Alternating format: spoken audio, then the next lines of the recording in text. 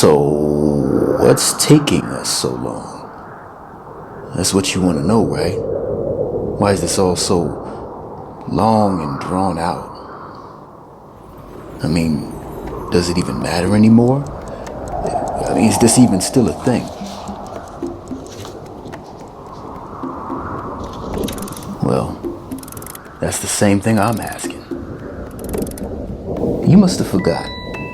This is all about time. And not just time, but how we use it. You see, this is the CUREiculum. Home remedies to stay. Hey, are you still with me? If you really want to stay woke, you got a minute? You see, this is about time. And whenever we talk about what happens with time, we do it as a story, beginning, middle, and end. So what happened? I know what happened. You saw something that motivated you. And it moved you to do something. You jumped into action. Yeah, you jumped into action. You did something. Because what you saw, well, something had to be done. So you took action.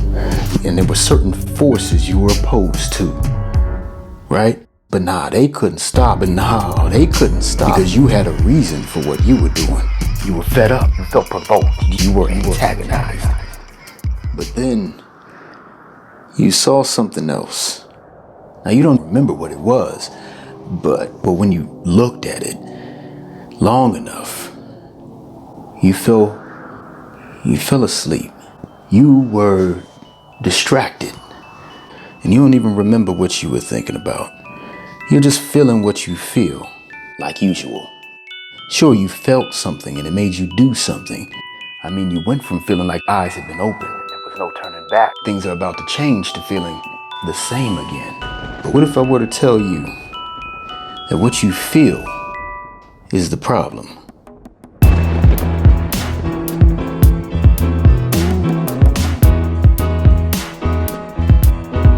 Hold it now! You see, stories shape our world. Whether we tell them to ourselves or they're told to us, stories affect our feelings, and our feelings affect our actions.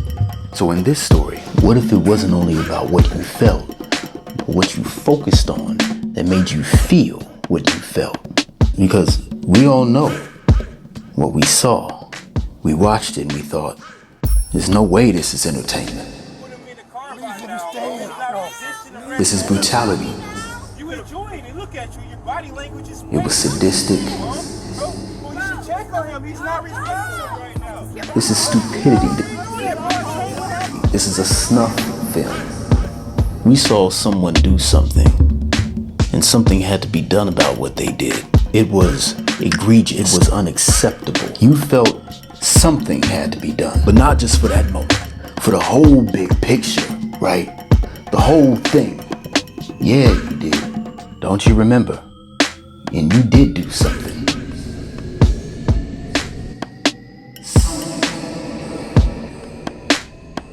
You wrote a song about it.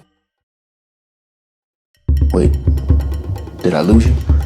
We all know what we saw. We saw someone do something.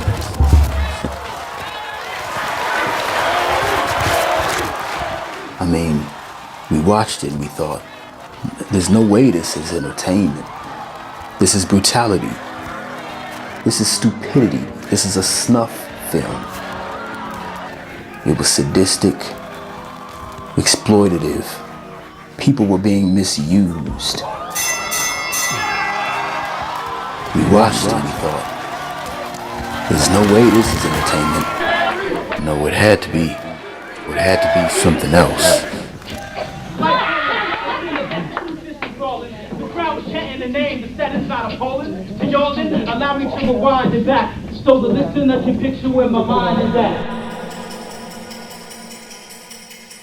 entertainment into derangement? Is it the same when you factor pain and in fact the majority of the populace condition? So time not used constructively, we prefer demolition. And if there's one thing your voice is good for, it's to call out the wrong you see. Like, let's say you live in a century that gives birth to one of the most powerful tools to ever exist for communicating thoughts, ideas, and stories. And this tool for communication gives way to an industry that decides programming and messaging for the public. Naturally, a genre of programming becomes popular that allows for public discourse and discussion about socially relevant topics, while encouraging listening skills and meaningful inquiries from the audience. These topics are pre-selected and curated. Many topics advance viewers' collective awareness of social, political, and historic issues. These issues often being the result of a complex, demographically diverse Western society, i.e., the United States of America. Now let's say that the attention that audiences are willing to give this programming is being exploited and gradually corrupted by purely financial motivations. Corporations and commerce competing to gain the highest viewership. Let's not say that this is also a conspiracy to undermine the higher reasoning skills of a truly informed population and the risk that they may pose to a power structure. For now, let's say that the motive is purely financial. What happens then? This, of course, turns that genre into pure sensationalism. Sensationalism gives way primarily to basic impulses, animal instincts, carnal responses of guest and the audience. Thus, the standard of programming is gradually eroded by thoughtless reactions to escalating conflicts. Like watching a train wreck, it's hard to look away. And the audience that once was being challenged to understand the experiences of the diverse and complex society is now beginning to see one another as merely sources of spectacle and entertainment, like a carnival sideshow. Real-life conflicts are made light of. Attention given to solving problems goes out the window, and we lose the impulse to want to see each other do and be better. The outcomes are predictable. The only talk they show is steady arguing and bickering, sneers, the crowd snickering, nothing but a waste of time. Nothing solved and they don't strive to best to answer us. While all the audience members mistake the obvious, and that's not important to have when the purpose of most comments are mainly to get. Now let's also say, you as an adolescent have the eyes to witness this all go down, and how it's correlating with other things in society. Social activities, families, neighborhoods, entertainment, yourself. And you know that if no one pumps the brakes, this could quickly lead to far less thoughtful discourse and civil communication in the spirit of creating and maintaining a healthy society. And other forms of media could be influenced by a dumbing down of culture that celebrates reckless and careless behavior. And over time, might cause other problems to be allowed to persist with no one having the confidence or wherewithal to truly say or do anything to stop the whole show. Why would we? We're just the audience, right?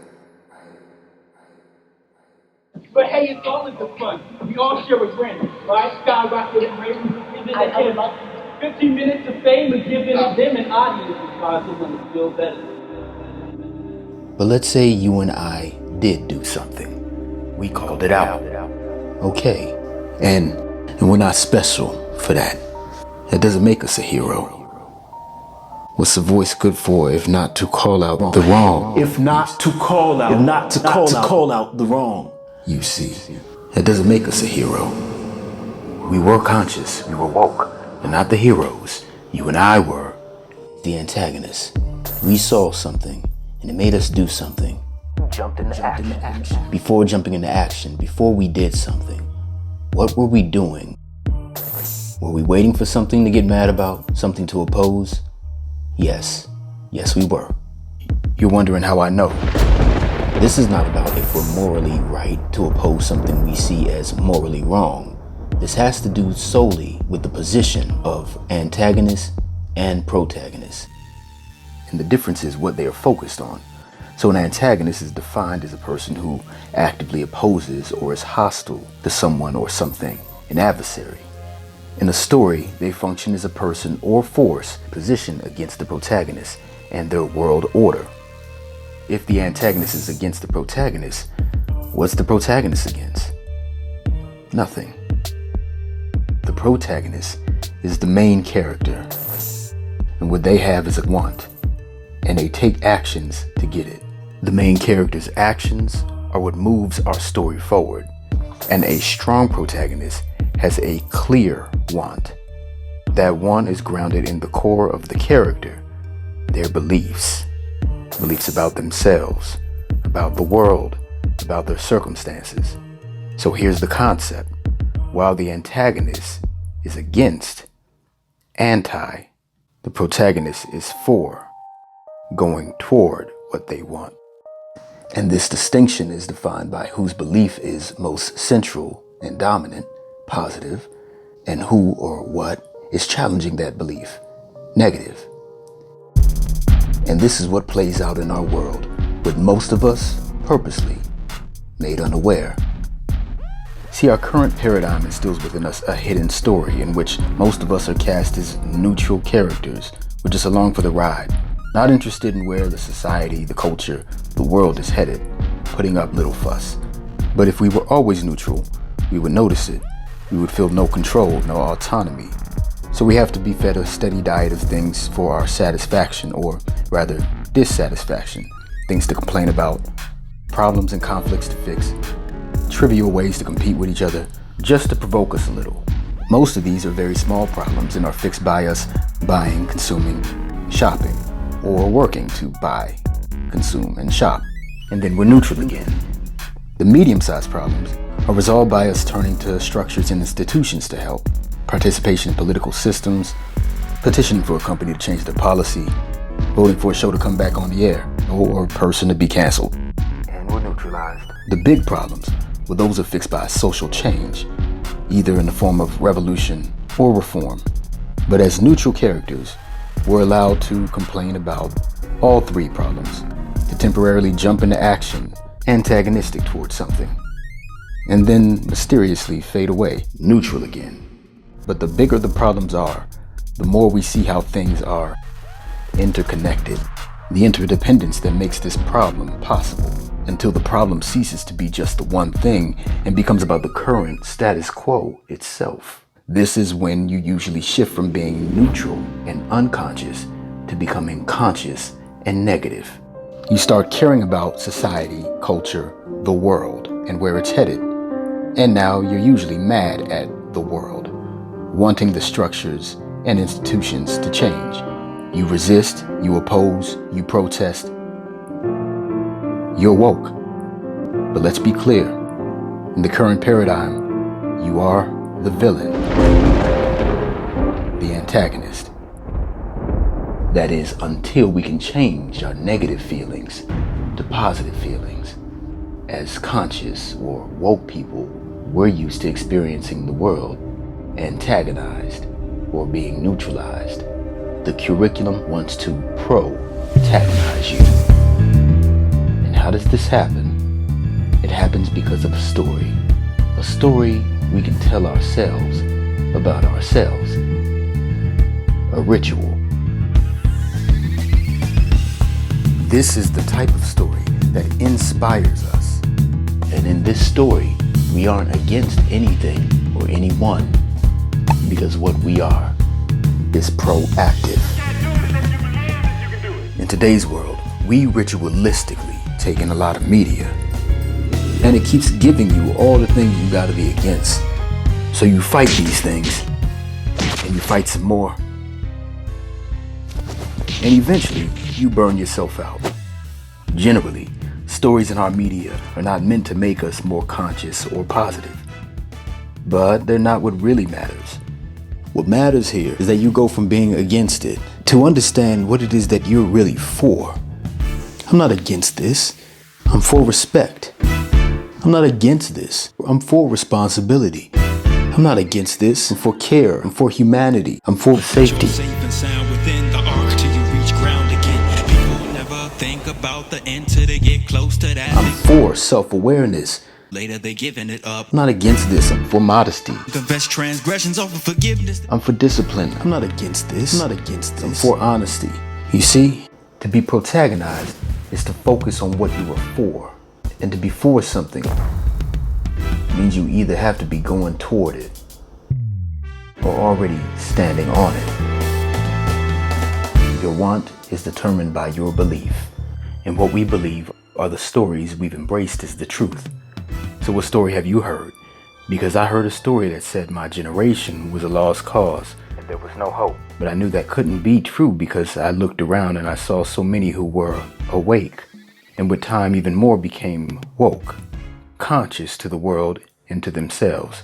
So I stopped focusing on how lost we were. I started creating things to inspire, to deepen our sense of interconnectivity, to be a model of a conscious creative, to be responsible for the predictable outcomes of our actions, but most of all, to encourage us to know that this is the real status quo.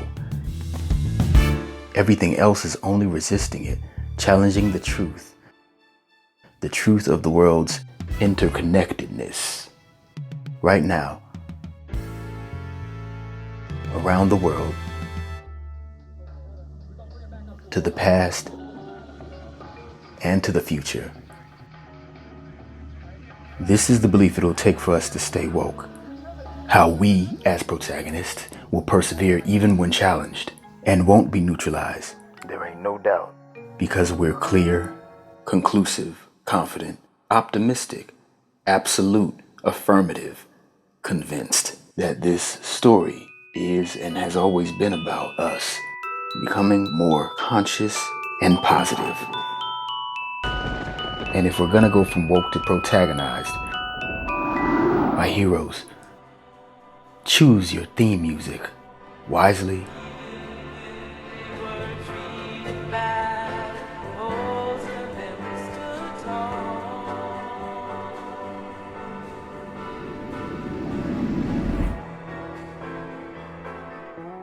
What a beautiful world I created. Hold it now.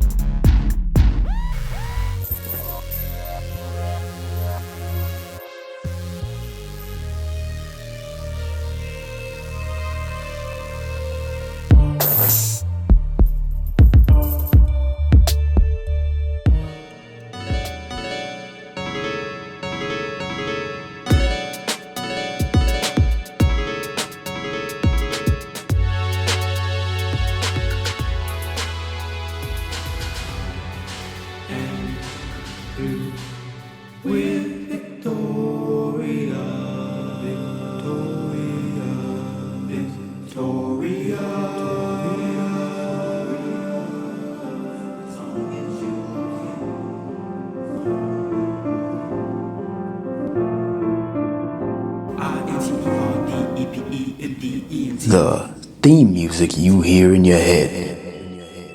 What it does is tell us a story about ourselves, a ritual. So I've been rapping about it for all those who are conscious, woke, or will be someday, who need to hear or see a word to help them maintain that practice. So boom. We'll do one last class.